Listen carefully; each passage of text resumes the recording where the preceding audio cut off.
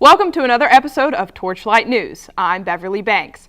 SGA election week is in full swing on campus. As we showed you last week, 3 campaigns are running for student government positions.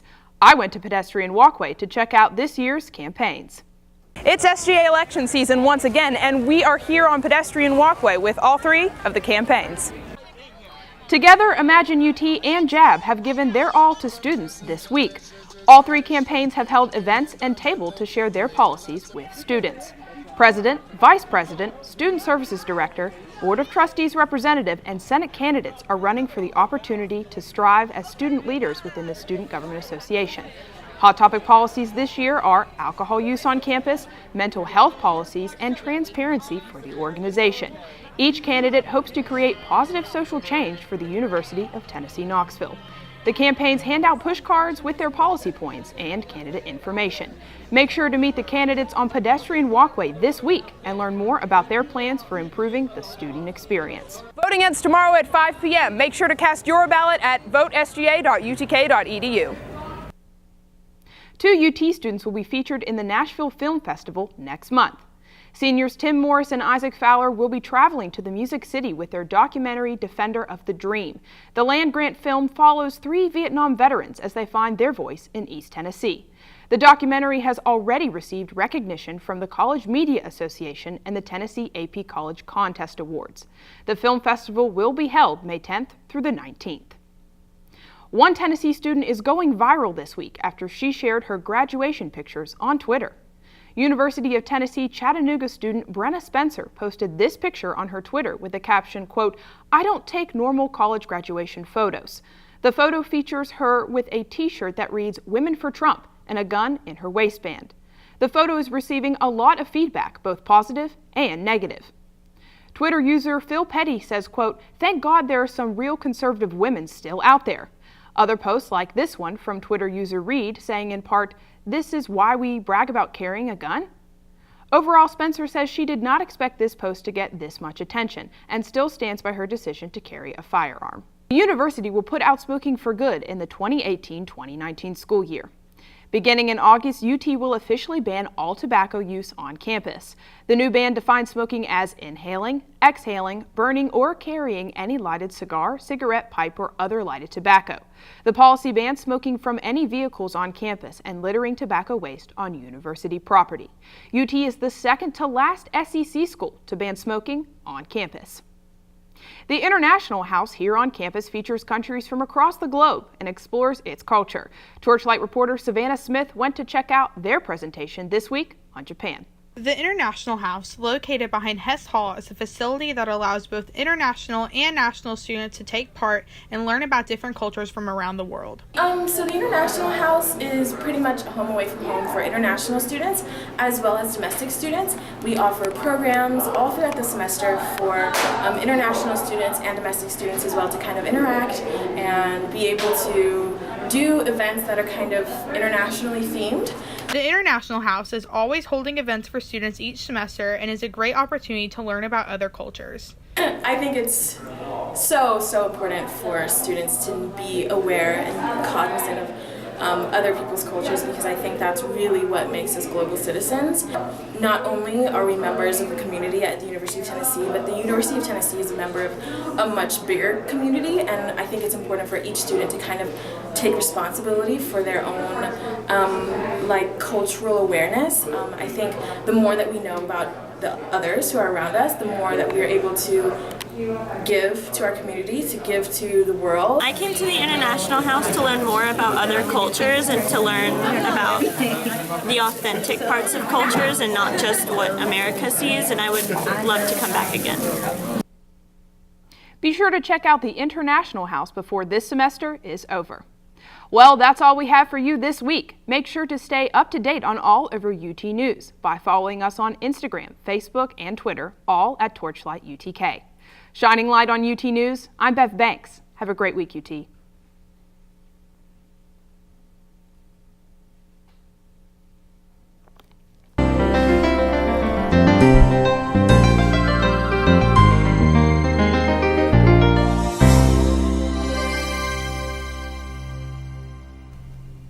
Welcome Welcome to another episode of TorchLight Sports. I'm Joseph Staten. And I'm Thomas Poe. Well, the orange and white game is 1 week from this Saturday, April 21st. And so, Thomas, what are you looking forward to for this year's game? I'm looking forward to seeing what Jarrett Garantino does with no one else opposing him at quarterback. He's going to be looked to be the leader of the offense this season, and he needs to establish a dominating role before Keller Christ, the transfer from Stanford, gets there. He needs to make sure that he has full control of the offense. So do you think Will McBride poses a threat to his starting position? I don't. I think Jarrett Garantino brings too much as an athlete at the quarterback position, too strong of an arm, too fast, and just brings an athleticism that Will McBride can't contribute to the offense. What do you think about Marquez Callaway? I think Marquez Callaway is going to be the leader of the receiving corps, and he's going to be someone to watch in the return game, punt and kick. If Ty Chandler, for any reason, can't fulfill his duties, Marquez Callaway needs to be the guy to step up and take over that role. He's definitely looking to add for a big junior season. So what are some things we should know about the game heading into it? I think it's important to note that we have 6 starters returning on the defensive end and on the offensive end. That's good experience for the new coaching staff to come in and work with and mold and help teach some of the younger guys what it's like to be in the SEC football. Yeah, that's really important. He also comes from a very storied tradition, much like ours. Oh, no, Jeremy Pruitt has come in and he has shown that he is taking the reins of Tennessee football and running with it. It's his program now, and he is making sure his stamp is on it. So shifting focus from the collegiate level to professional, the NFL draft is coming up April 26th through the 28th. So let's go back and forth maybe with some possible prospects. I'll let you go first. I want to take a look at Saquon Barkley. I think he's the best overall player in this draft. He's a fantastic talent. He's going to come into the league and immediately contribute to any NFL team. Stop. Why? Oh, I didn't even think about that. You can honestly just put it over whenever, since this ain't live. Oh, I did notice that. Forgot to play Joe's clips.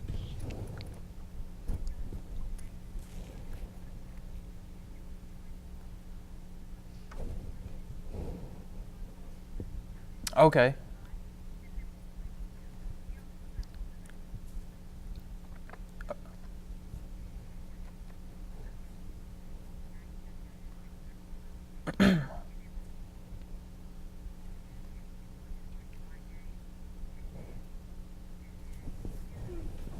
Yeah, I think so. Okay, you ready? All right. Speaking of the Vols, I got to get a first-hand look at the Vols at their spring practice. Felt good.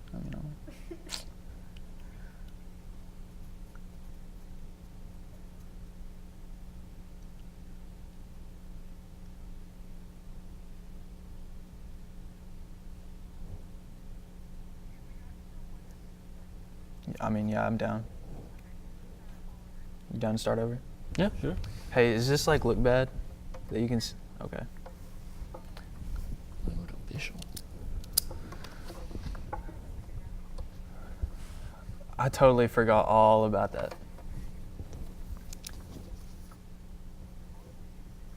Is it a VO or?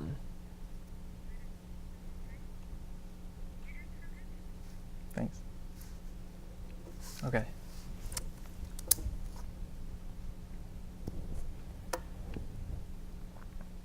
I actually like that it's not live, to be honest. Oh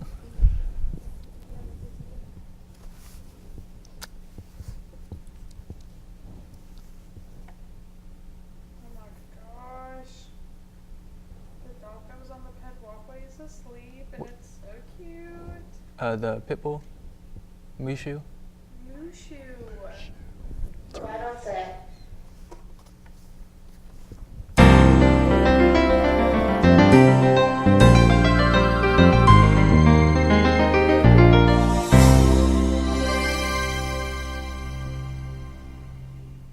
Welcome to another episode of TorchLight Sports. I'm Joseph Staten. And I'm Thomas Poe.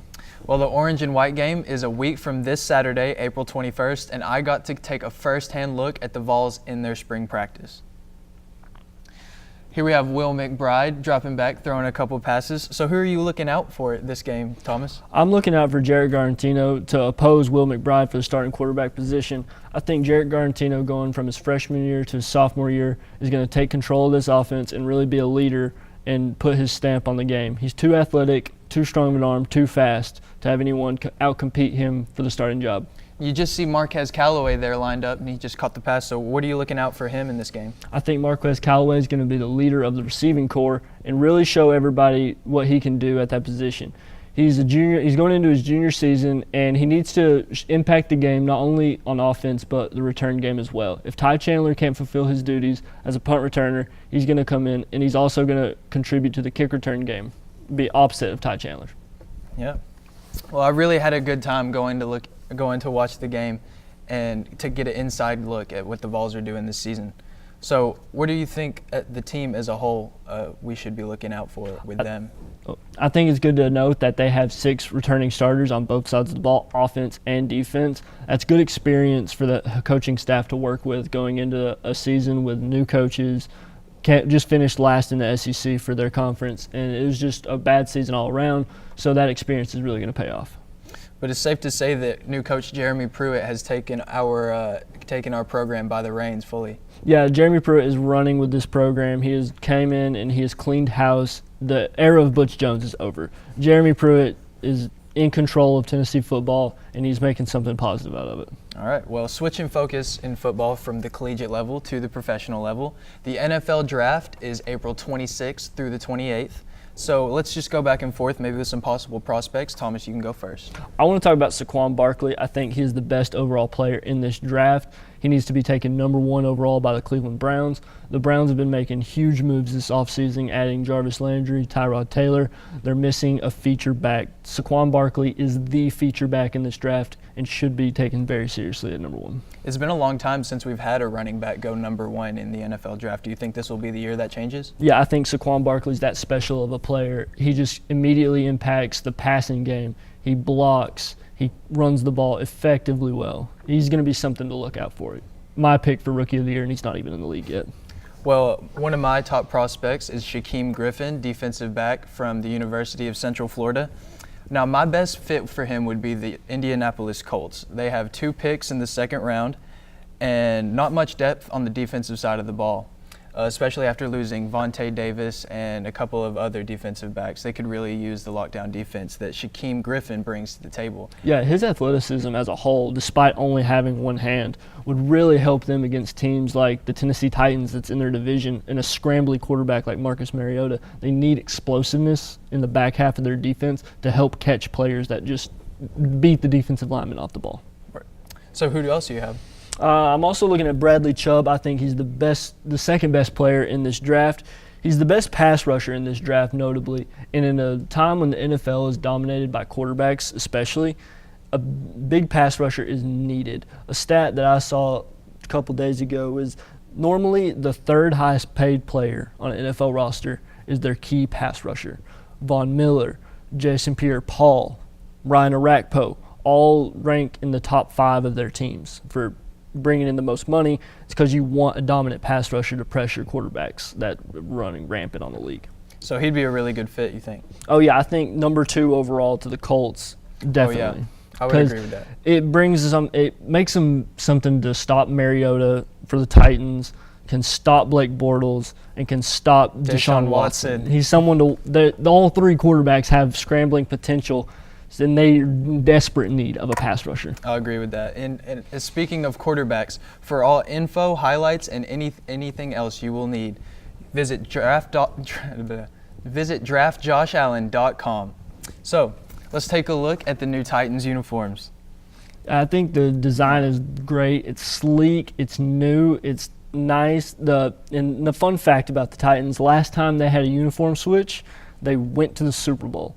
And a Tennessee Titans team that's up and coming, made the playoffs last year, really solid late season, they could definitely make a late push to the Super Bowl. That's a really good point. I like that. All right, professional sports changing from football to basketball. Tonight is the final night of the NBA regular season. What are you looking out for? I'm looking out for the seed deciding game in the Western Conference for the 8th seed. The Denver Nuggets play at Minnesota to decide who gets that 8th seed. I'm going to take Minnesota in this game. One, they have Jimmy Butler that's coming off of injury.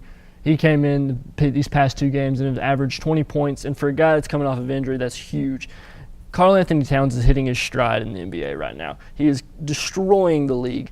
And that's really important for a team going into the playoffs, and I think they can handle the Denver Nuggets tonight. Seeing Karl Anthony Towns' success in the league at this juncture in the league is also really impressive because we're at the point now where you see the Steph Curry archetype of player shooting threes and more things like that. While he is shooting threes, he is a big man successful in the league. Yeah, moving on into other NBA news, we saw the emergence of Andre Ingram for the Los Angeles Lakers show up. Can you tell us why that was important? Well, Andre Ingram was recalled from the Los Angeles Lakers after playing 10 years in the NBA D-League and G-League. His NBA debut featured him scoring 19 points, shooting 6 of 8 from the field, including 4 of 5 from 3. His quick trigger could not, however, bring the Lakers over the Rockets, the final score 103-99. However, Andre Ingram earned respect league-wide from players and coaches alike, including former Laker legend Kobe Bryant, who tweeted, "Love this," to a tweet from the Los Angeles Lakers featuring Andre Ingram. Yeah, Kobe actually tweeted out a picture of his stat line, his first NBA game, and Andre Ingram's first stat line of his NBA game. And Kobe had 1 rebound, I think was his only main stat, and Andre Ingram shows up and had 19 points. You just love to see hard work paying off for this guy. 10 years, no recognition, gets to play in the NBA game. Moving on, so we see the Warriors struggling, especially last night with their loss to the Jazz. It was their largest loss since 1971. And Thomas, do the Warriors' struggles concern you at all heading into the playoffs? Yes, especially since one of their key matchups may end up being the Utah Jazz that just destroyed them. That's a team that you would not want to face in the playoffs, and especially after they just destroyed you in the last game of their regular season. It's not a talent problem for the Warriors. The problem is that this does not help them mentally or emotionally. They just got decimated by this team and might have to go right back and play them in Utah and in Golden State for a 7-game series. And you don't want that. No, the Warriors don't have any answers for Rudy Gobert. Donovan Mitchell has been destroying the league and should be Rookie of the Year. And Kevin Durant doesn't really play a hell lot of defense unless it's in the finals against a man named LeBron James. No, Kevin Durant doesn't really shine on the defensive end. Kevin Durant shines in offense. That's why Draymond Green's there. Draymond Green's there to play defense. But Draymond Green does not match up well with Donovan Mitchell or Rudy Gobert. Too small for Rudy Gobert, too slow for Donovan Mitchell. And you can't win either way. All right. Well, that'll do it for me and Thomas here in TorchLight Sports. For all your UT updates, follow us on Facebook, Twitter, and Instagram. All at TorchLight UTK. Have a great week, UT. Thanks.